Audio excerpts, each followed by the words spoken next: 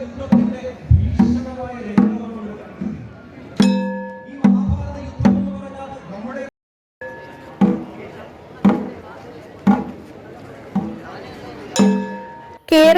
ശ്രീകൃഷ്ണ ക്ഷേത്രങ്ങളിൽ പ്രധാനപ്പെട്ട തൃച്ചംബരം ശ്രീകൃഷ്ണ ക്ഷേത്രത്തിന് ഒട്ടേറെ പ്രത്യേകതകൾ കൊണ്ട് വിശ്വാസികളുടെ ഇടയിൽ സവിശേഷ സ്ഥാനമാണുള്ളത്. കേരളീയ തന്ത്രശാസ്ത്ര പ്രകാരമുള്ള പടഹാദി, ധ്വജാദി, അങ്കുരാദി തുടങ്ങി 3 തരം ഉത്സവവും പ്രത്യേകം ആചരിക്കുന്ന കേരളത്തിലെ തന്നെ അപൂർവം ക്ഷേത്രോത്സവമാണ് തൃച്ചംബരത്തേത്.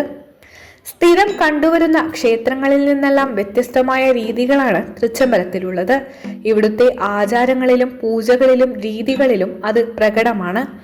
ആനയും വെടിക്കെട്ടും ഉൾപ്പെടെയുള്ള ഘോഷങ്ങൾ നിഷിദ്ധമായ ഇവിടുത്തെ ഉത്സവത്തിന്റെ ഇതിവൃത്തം ജ്യേഷ്ഠൻ ബലരാമനും വൃന്ദാവനത്തിലെ ഗോപാലകരോടുമൊപ്പം ശ്രീകൃഷ്ണൻ നടത്തിയ ബാലലീലകളാണ്. 14 നാൾ നീളുന്ന ഉത്സവത്തിന് ഒട്ടേറെ സവിശേഷതകളുണ്ട്.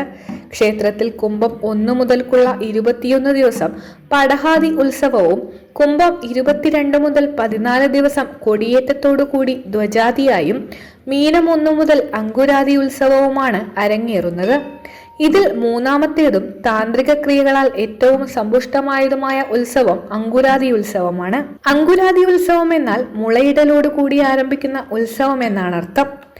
14 ദിവസത്തെ ഉത്സവത്തിൽ തൃച്ചംബരത്തു നിന്നും 8 കിലോമീറ്റർ അപ്പുറമുള്ള മഴൂർ ബലഭദ്രസ്വാമി കൂടി ഉത്സവത്തിൽ പങ്കാളിയാകുന്നതാണ് തൃച്ചംബരം ഉത്സവത്തെ ഏറ്റവും ഹൃദ്യമാക്കുന്നത്. മീനസംക്രമ നാളിൽ തൃച്ചംബരത്ത് സന്ധ്യയ്ക്ക് ദീപാരാധന കഴിഞ്ഞാൽ അകത്ത് പ്രത്യേകം തയ്യാറാക്കിയ മുളയറയിൽ മുളയിടൽ നടക്കും. ഇതോടെ ഉത്സവത്തിന് കൂടുതൽ പ്രാധാന്യമേറുന്നു.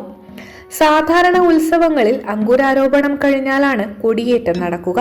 തൃച്ചംബരത്ത് കൊടിയേറ്റം ധ്വജാദി ഉത്സവത്തിന്റെ ഭാഗമായി കുംഭം 22-ന് കഴിഞ്ഞു എന്നതിനാൽ മീനസംക്രമ നാളിൽ അങ്കുരാദി ഉത്സവത്തിന്റെ ഭാഗമായി ദിക്കുകൊടി പ്രതിഷ്ഠ അഥവാ ചെറുകൊടിയേറ്റം നടത്തുന്നു.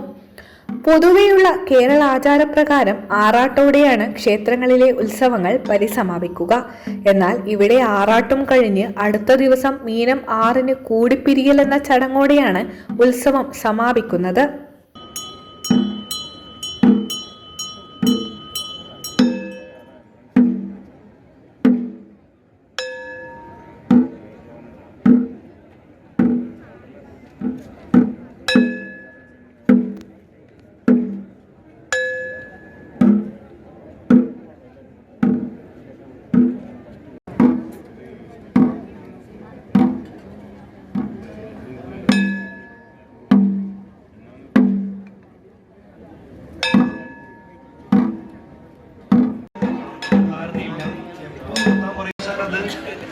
എവിടെയും പറഞ്ഞെത്തുമെന്ന് എനിക്ക് തോന്നുന്നില്ല. എന്നാൽ നമുക്ക് നോക്കാം.